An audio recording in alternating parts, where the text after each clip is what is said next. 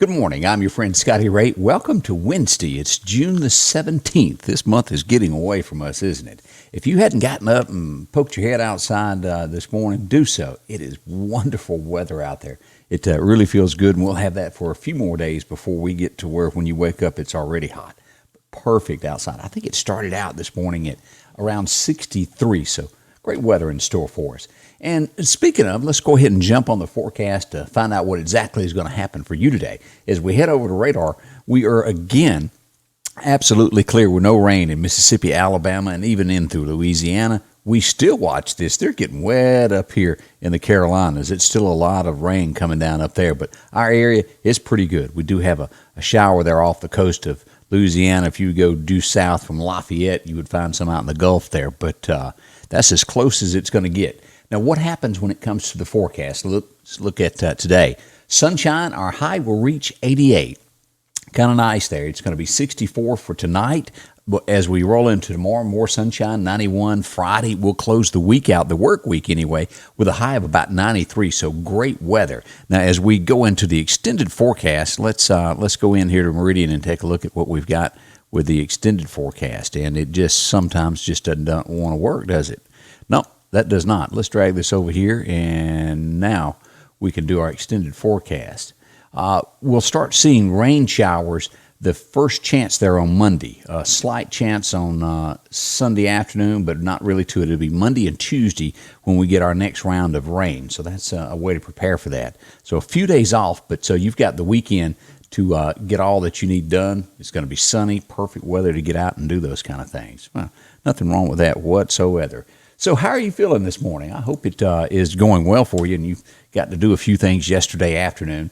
I wanted to say this morning. I don't know if you've noticed some of the pictures that I've noticed of different cows and animals, but this morning's, let's go over and take a look at what we've got.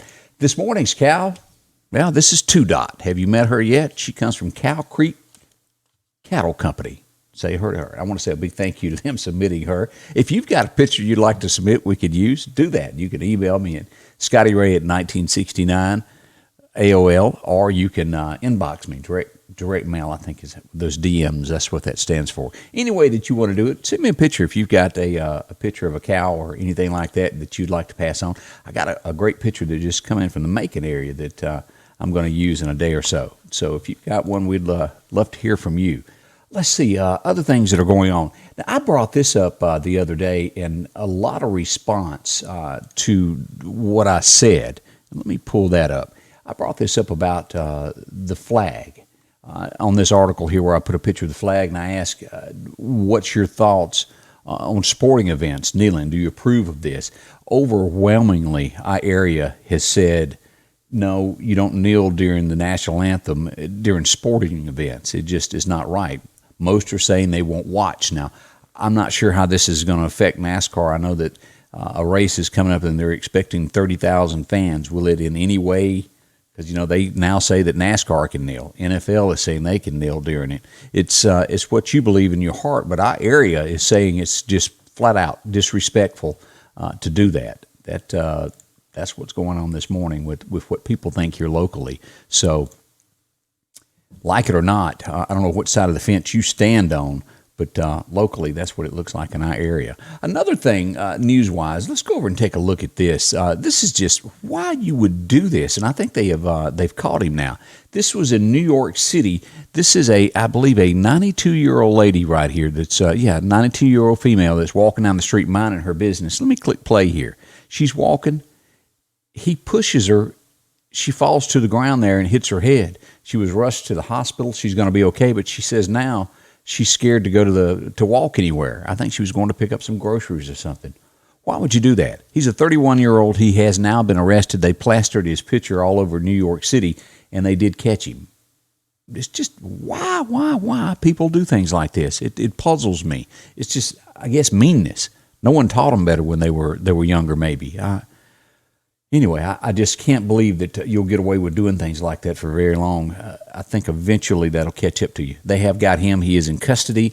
Now, with the way things are in New York, would he probably spend 10 minutes in jail and let him out? Because when was that they passed that new thing about being arrested? It's It's just no one has to toe the mark for what they do is wrong anymore, it seems like. Or at least that's what I think. I could be wrong. As we go into a bit of the news this morning of what's going on, the sad news is we go to Kentucky. The wife of Congressman Andy Barr passed away suddenly last night. Eleanor Carol Barr. She went by Carol. She was 39 years young. They have 2 children there.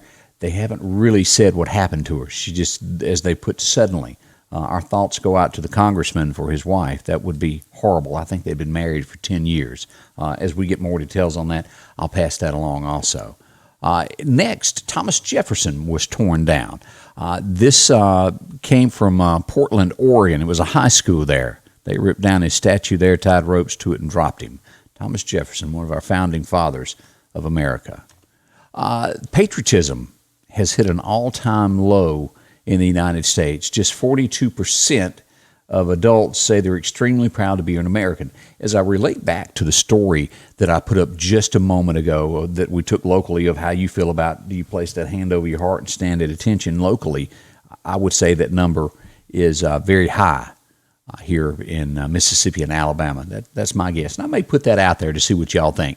But, is this a ploy from the media to make it look? But that's the number from the Gallup poll that was taken. As we move on, did you see the story of the dad that was arrested and charged for the murder of his 2 children? That they said he had locked them up in his pickup truck. Well, it turns out that I guess it was a neighbor or somebody's video camera, a doorbell thing, got it to where the 2 children climbed in by themselves and got locked in. Either way, horrible. He has been released from jail.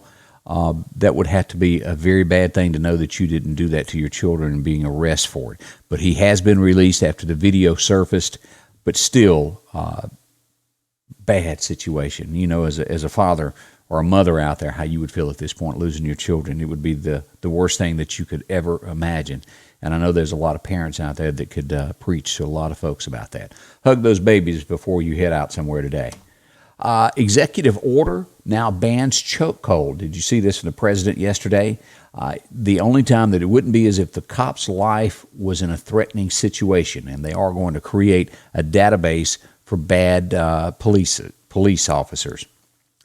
What they'll do if they get fired for something very bad, it'll be a database to where other police departments can do. This should have been done a long time ago. I think y'all know that.